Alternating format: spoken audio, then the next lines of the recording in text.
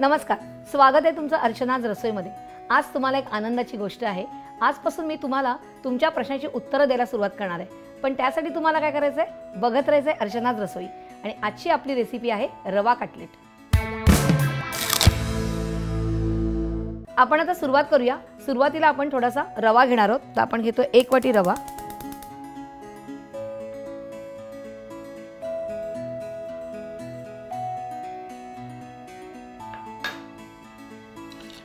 आपल्याला हा थोडासाच भाजायचा आहे, कारण आपण जेव्हा शिरा करतो प्रसादाला तेव्हा आपण काय करतो की तो पूर्णपणे छान भाजून घेतो, जेणेकरून आपला रवा जो आहे तो एकदम मोकळा होतो।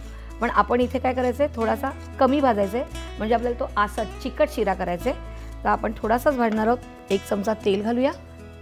1 टीस्पून तेल घेतोय।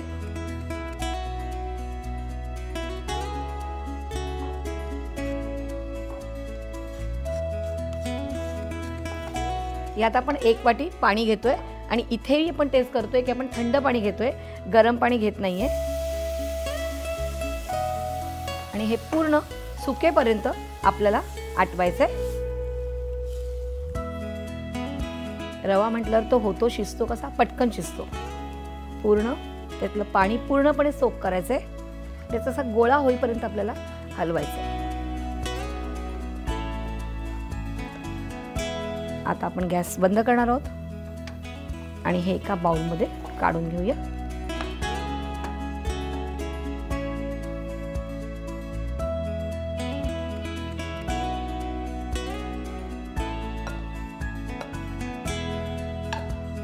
आता आपण ह्याच्यामध्ये कोथिंबीर घेतोय, भरपूर कोथिंबीर। त्यानंतर 1 टेबलस्पून आलं लसूण हिरवी मिरची क्रश, 1 टीस्पून काळा मिरी पावडर, मीठ चवीप्रमाणे, पातीचा कांदा 1 घ्यायचा आहे बारीक चिरून, 1 छोटा गाजर किसलेला। आता आपण इकडे चीज घेतोय, चीज किसून घेऊया।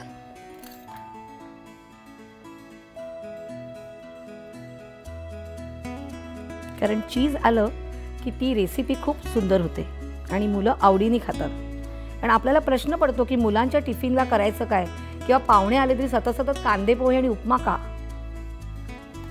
आणि आता आपल्याला हे सगळं मिक्स करायचंय।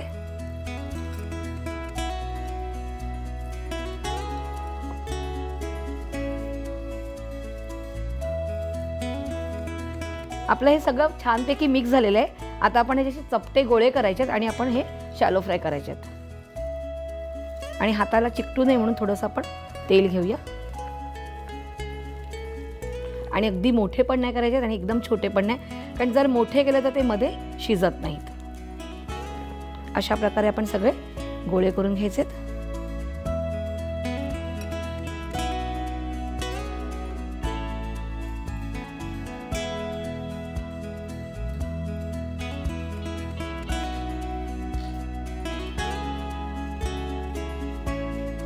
अशा प्रकारे आपले सगळे कटलेट करून झालेले आहेत। आता आपण ते तळून घेऊया, म्हणजे शॅलो फ्राय करून घेऊया। आता आपण गॅस सुरू करूया।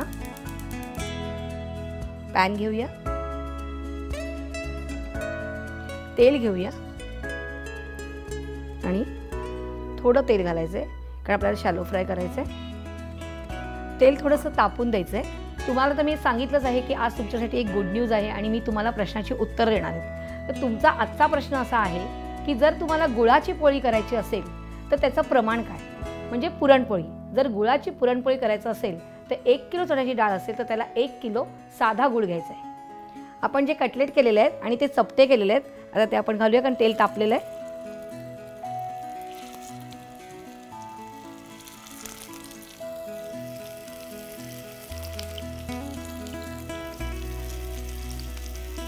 अशा प्रकारे आपण आपलं सगळे जे कटलेट आहेत ते शॅलो फ्राय करून घ्यायचे आणि छान असे खरपूस आपण ते भाजायचे, तळून घ्यायचे, शॅलो फ्राय करायचे आपल्याला ते। आता आपण ते उलटून घेऊया।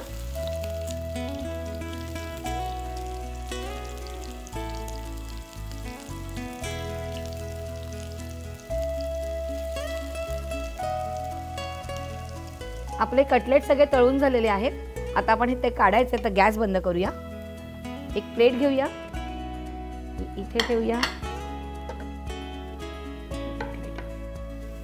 आणि आपण एक एक कटलेट आपले काढून घेऊया.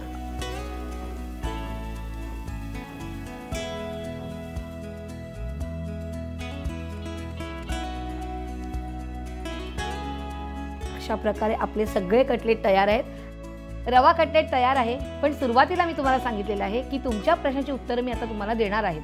तर तुम्ही काय करायचं आहे, ट्विटरवर इनफूड नेटवर्क आहे तिकडे पाठवायचं आहे किंवा कमेंट्समध्ये तुम्ही मला लिहिलं तरीही चालणार आहे. तर अशा प्रकारे आज मी तुम्हाला छान रवा कटलेट दाखवलेत. मुलांना उपमा कसा खायला घालायचा हे तुम्ही करून बघायचं आहे. आणि तुम्ही काय केलं, सबस्क्राईब केलं कुठे, इंडिया फूड नेटवर्कवर. आणि अशाच काही छान रेसिपीसाठी तुम्ही मला फीडबॅक देणार आहात आणि पाहत राहणार आहात अर्चनाज रसोई.